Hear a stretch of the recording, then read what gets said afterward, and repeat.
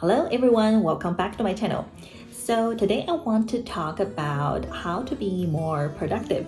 I've been getting message asking about, do you have any tips like how to be productive as a designer? Also, how do you handle a full-time job, being a UX designer and a mom with a little kid and also having a YouTube channel at the same time? First of all, I'm not an expert by no means, but this is a topic that I have been really interested about and just wanted to share with you what I have learned so far and see if this might be helpful for you. A quick reminder, I share everything about UX from portfolio reviews, design quiz, and also career growth tips on my YouTube channel. So if you are interested in this type of content, please feel free to hit the subscribe so you won't miss any of my future content.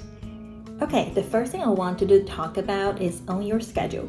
This is something I think it took me a while to figure it out, and especially when I first got into the job market, it feels like my everyday is very often driven by whatever is most urgent or what people is throwing in your way. It's just not sustainable, and it's really easy to lose your focus, like what actually matters, if you let your schedule driven by whatever is the most urgent. There's something I read in the past talking about basically if you don't own your schedule, somebody else will.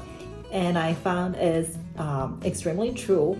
And especially as I grow more as a designer, and it seems like my day-to-day schedule started to get more occupied by meetings.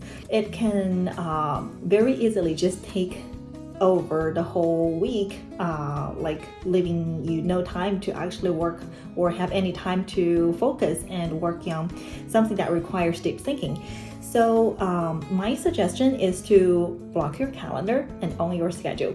I tried to do lists in the past, like as a week start, I will try to put together a list at what I want to accomplish this week.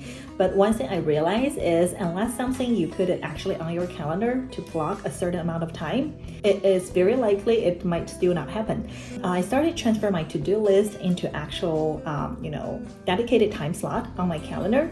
So, and especially for time that I see like I really need a certain amount of time to be able to focus and get into deep thinking mode, a flow state to actually work through the most difficult stuff. And I try to block a specific amount of time every week my calendar. Most of the time you will find people will actually respect that time, and if they don't, you can try to figure out a way to communicate that. And at the end of the day, it's a matter of prioritization and understand how you can help yourself focus on the most important rather than the most urgent.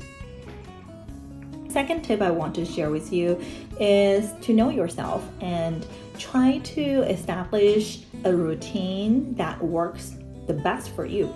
I think this is really varied by everyone. Like to me, I find myself typically most productive or best in solving the most complex problems in the morning time.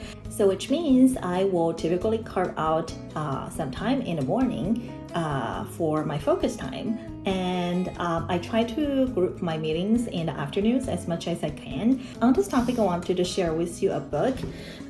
This is When by Daniel Pink, The Scientific Secrets of Perfect Timing. I think this is a really interesting book because it actually helped me realize that at the end of the day, it's actually not like try to push yourself as hard as possible that leads you to most productive. The flip side is actually to learn and understand what's the pattern when you are most productive on what type of things. And so you can establish your own schedule that bring the best part of yourself and achieve the highest outcome. For example, you will see 3 different curves on this page, and it's actually talking about basically how people feel throughout the day. So feeling happy, feeling warm, and enjoying myself. And it's really interesting that, those curves looks different for sure, but the pattern is actually quite interesting. It all pretty much appears like an early spike in the morning and the big dip and a subsequent recovery. throughout the day.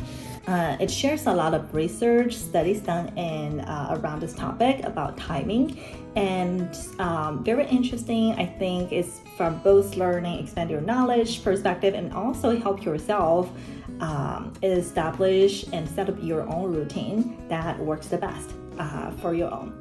And next one I want to talk about is take advantage of all the helpful tools.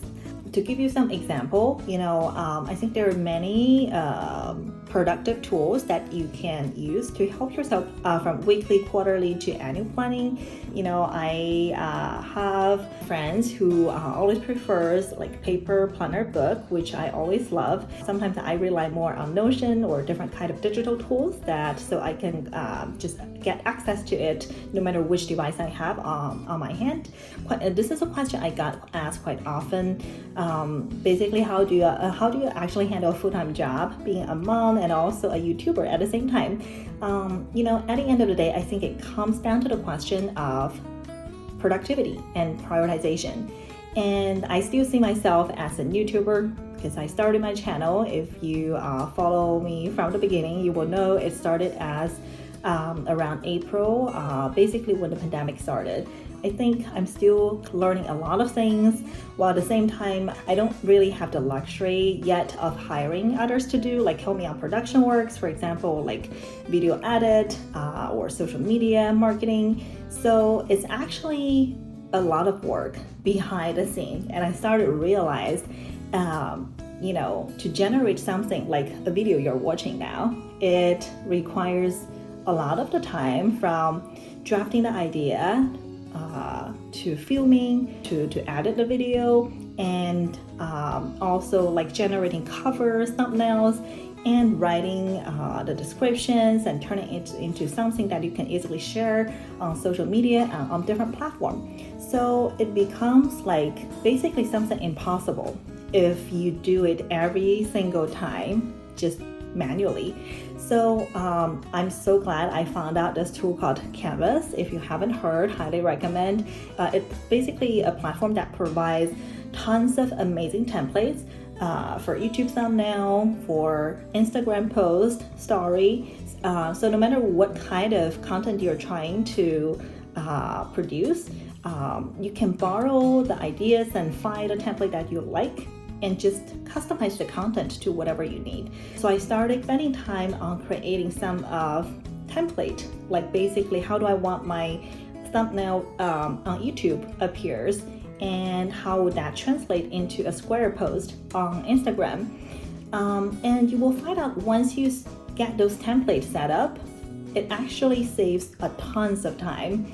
When every time you need to create something, it's basically, if you're working in design or as a UX designer, this is the fundamental of why design system is important. When you work on a product similarly, it will be a mission impossible if you have to create a button, a tag, an element every time when you work on something new.